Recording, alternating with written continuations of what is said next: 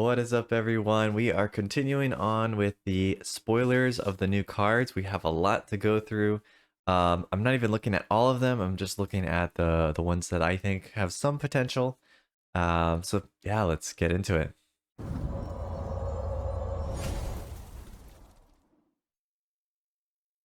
All right, so continuing where we left off, the next card is Braided Net, which turns into Braided Quipu. Quipu?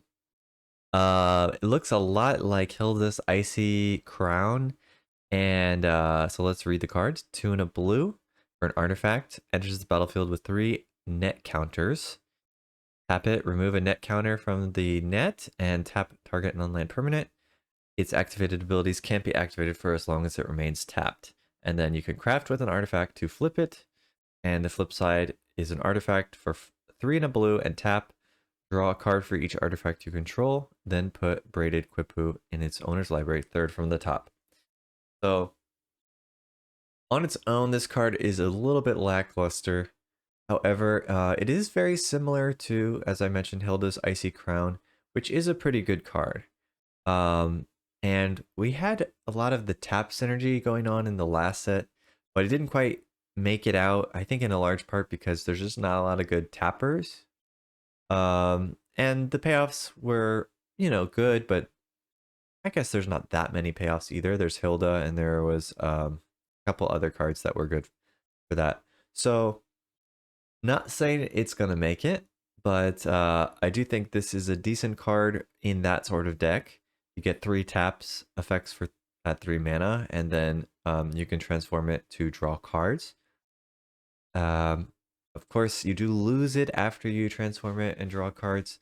So you are, netting some negatives. So you really want to draw a lot of cards off this if you want it to be good. So there could be some sort of artifact tap deck using Hilda or using some of the other tap payoffs that that could make use of this. And then we had a lot of bargain, mechanics for artifacts, and there's even the prototype counterspell that wants an artifact. So you could have some sort of artifact thing. We have Tezzeret still in standard. So not saying it's gonna make it. Power level is somewhat low, but in a tap-based deck, there could be some potential here. So that's why I included this one. All right, next one, Terror Tide. Now this one I think is really good.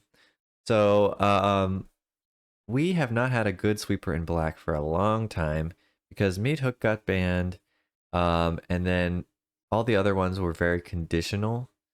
So really, yeah, we really didn't have a good black sweeper. Pretty much white was the only color that had sweepers for a long time. This one is pretty much just a good sweeper in general. So let's read the card. 2 black black. Sorcery speed. All creatures get -X/-X until end of turn, where X is the number of permanents in your graveyard. Permanent cards in your graveyard. So yeah, you basically, I mean, if you're just playing cards, 1, 2, 3, you play creatures, they all get killed. I'm not saying you should play creatures in the deck with a sweeper. Just for example, let's say you play 3 creatures and they all die. Then on turn 4, this is going to do -3/-3. So that's already quite good. I mean, that's on par with Ritual of Soot here, basically, or we had a few other versions of sweepers that would do -3/-3. So pretty good. At 4 mana, we've seen that be very playable. I think with the new standard, a lot of things have 4 toughness. So, you kind of need the Languish type effect to really make this good, but it can get there. I mean, if you have any sort of mill in your deck or draw discard, I think you can easily get to 4 permanent cards in your graveyard. I mean, permanent is land, permanent is creature, permanent is artifact or enchantment, so not spells. But again, you just need some mill or some draw discard, and then you can get there. So 4 cards in your graveyard. This is a Languish. I think oftentimes you'll probably play this on turn 5, unless there's some sort of emergency. Turn 5, you can easily get a -4/-4, or maybe higher. So yeah, it seems good. Definitely gonna see some play, and it's gonna help out blue-black control. That's all I'm gonna say. It's finally we have a good sleeper again. You don't have to use Gix command, which is very conditional. Okay, the next card, Cosmium Confluence. This is 4 and a green. I mostly included this because it has some burst damage potential. So it's 4 and a green for a sorcery. You get to choose 3, and you can choose the same mode more than once. First option, search your library for a cave, put it onto the battlefield tapped, and then shuffle. So that's like getting a land for ramping. The second mode, put 3+1/+1 counters on a cave you control. Becomes an elemental creature with haste. It's still a land. The fact that it has to be a cave is a little bit of a downside. At least so far, we haven't seen that many good caves. And then the last one, destroy target enchantment. So if you are running a deck with caves, potentially you can either animate 3 caves as 3/3s. You can animate 1 cave as a 3/3 and another cave as a 6/6. So you can burst in for 9 damage for 5 mana, which is pretty good.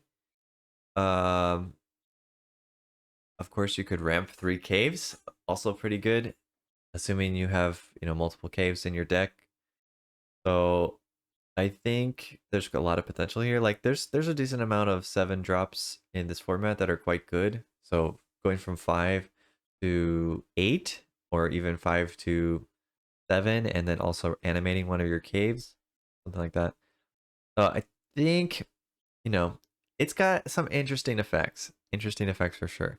And if you're playing against a control opponent, you could just animate a cave for 9/9, swing in with haste damage. Not bad. So yeah, it definitely has a lot of flexibility and upside. Destroy enchantment could also be good in some cases. So usually anything that gives you multiple effects that you get to choose is usually pretty good. We've seen that in the past, and it's always been pretty useful. So I think this has a good chance to be playable. Next one, Tishana's Tidebender. This is 2 and a blue. When it enters the battlefield, counter up to 1 target activated ability or triggered ability.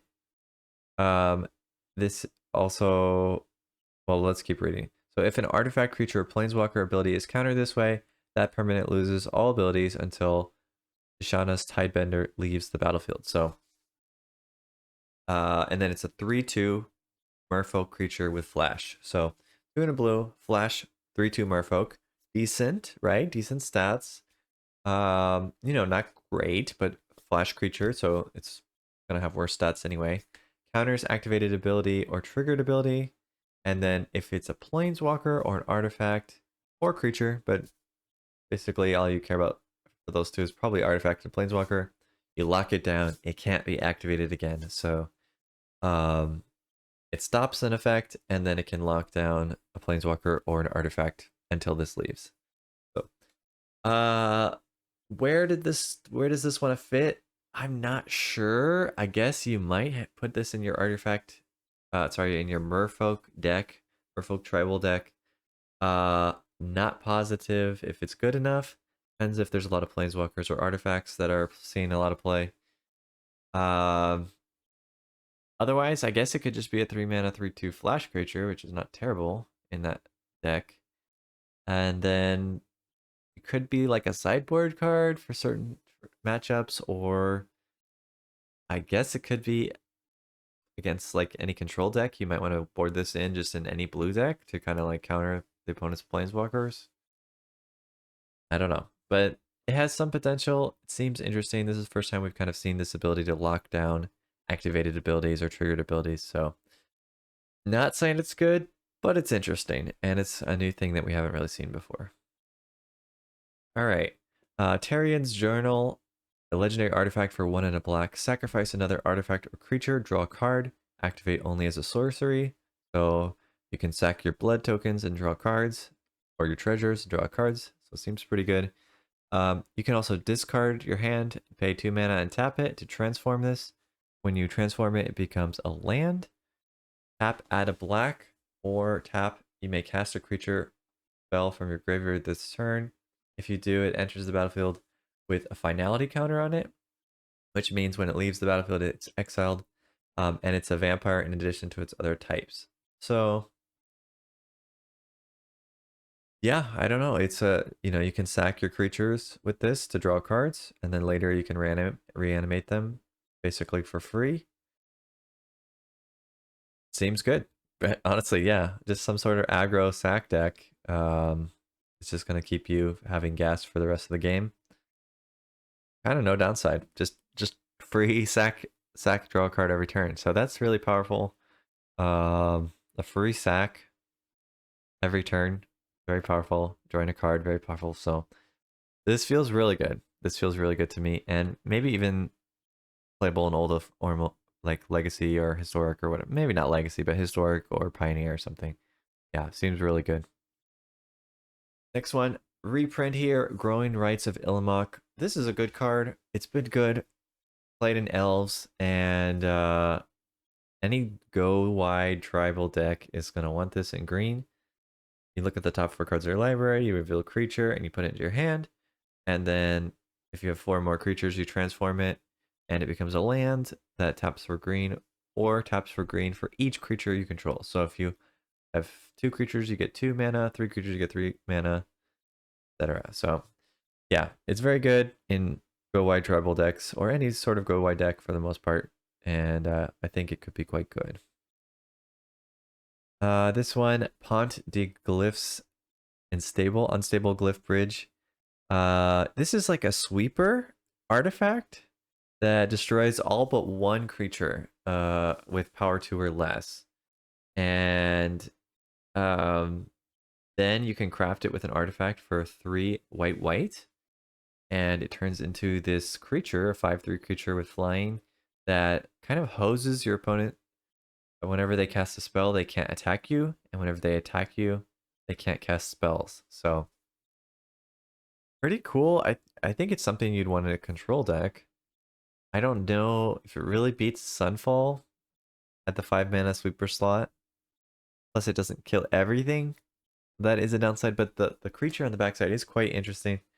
So yeah, again, the power level of the set is not quite, super powerful, but a lot of interesting things that could be good. So watching out for this one. Very interesting. All right, next one, Market Gnome. This is 1 white for a 0/3. Whenever it dies, you gain 1 life and draw a card. Whenever a Market Gnome is exiled from the battlefield when you're activating a craft ability, you gain a life and draw a card. So um, this is really great in anything that you want to do with craft, because usually they'll say craft with an artifact, craft with an artifact. And so when you craft with this one, you're going to get a life and draw a card. So it kind of replaces itself. And it's a 0/3 for 1, so I mean it's pretty good early blocking stuff and slow down aggro. So I think, with this card here, potentially kind of a combo, right? Because you play this on 1, you block the opponent's mono red creatures for a while, and then you sweep the board, but you get to keep 1 creature alive, so you keep this one, and then you craft it and turn it to that creature. So pretty cool. I'm sure there's other things to craft as well. Drawing a card with this guy is pretty good. So I think it's good. I think it'll see play. Unless craft is just horrible. If craft is horrible, maybe not. Even when it dies, you get a card, so it's really not bad. I mean, it's just a wall the opponent has to get through that draws you a card. So it's probably, yeah, this is probably just main deckable in almost any white control deck for the most part. So, or even maybe, I don't know. What aggro wouldn't really want this, right? Just anything you want to slow the game down. Ramp control, those kind of things. This is probably main deckable. All right, next one, Deep Root Pilgrimage. So this is 1 in a blue, and it's an enchantment. Whenever 1 or more non-token merfolk you control become tapped, create a 1/1 blue merfolk creature token with hexproof. So you basically generate a merfolk every time you attack. If you're playing the merfolk deck. If you've ever played merfolk before, you know that the merfolks with hexproof are insanely dangerous and annoying. Um, so I think this card is really good in a merfolk deck. However, I mean, it does have the problem that if the opponent sweeps the board, they remove everything, and then this enchantment's not doing anything until they attack again. But it just snowballs so much that I don't see how it could really be bad. Um, really, yeah, I guess it really just depends if like Farewell is just played everywhere or not. But against anything else, this has got to be good.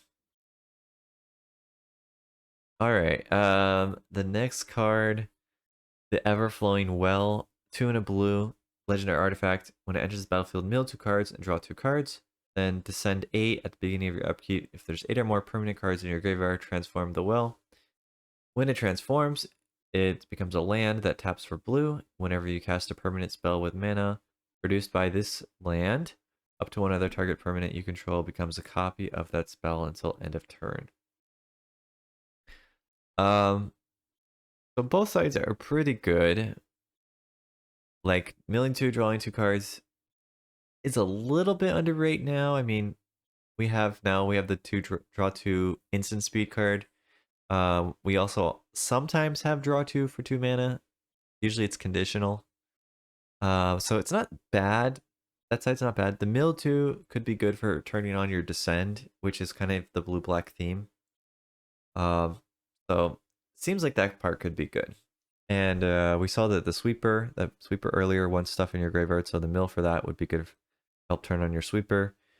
And then yeah, when it flips, it lets your permanents get copied.